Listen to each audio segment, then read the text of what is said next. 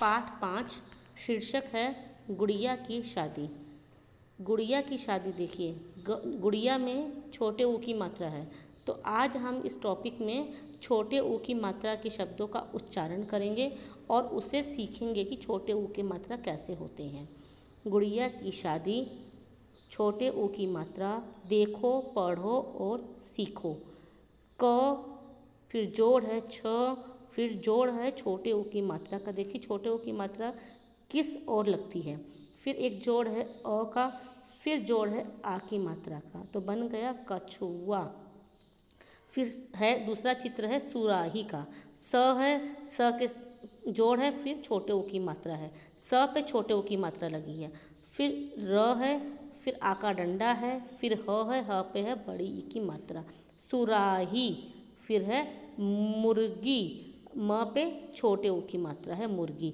तो कछुआ, सुराही, मुर्गी। छ पे छोटे ऊ की मात्रा लगी है, स पे छोटे ऊ की मात्रा है और म पे। गुड़िया की शादी। चुनमुन की गुड़िया की शादी थी। चुनमुन बहुत खुश थी, वह चुनरी व मुकुट लाई। गुलाब की माला लाई, गुड़िया सजाई, गुड़िया सज गई, बारात आई।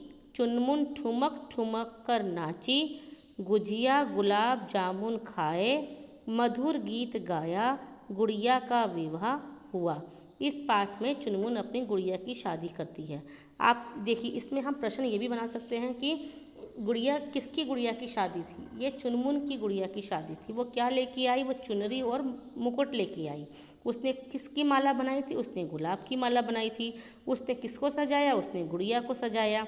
और किसने ठुमक ठुमक कर नाच दिखाया? चुनमुन ने ठुमक ठुमक कर नाच दिखाया। उन्होंने क्या क्या खाया? गुजिया और गुलाब जामुन खाए, मधुर गीत भी गाए। तो इस पूरे ही पाठ में गुड़िया की शादी का वर्णन किया गया है। अब आप बड़े ध्यान से देखिएगा कि हर लाइन में एक हरे रंग के स्याही का इस्तेमाल हुआ है जो उस छोटे ऊ की मात्रा के लिए लगी है।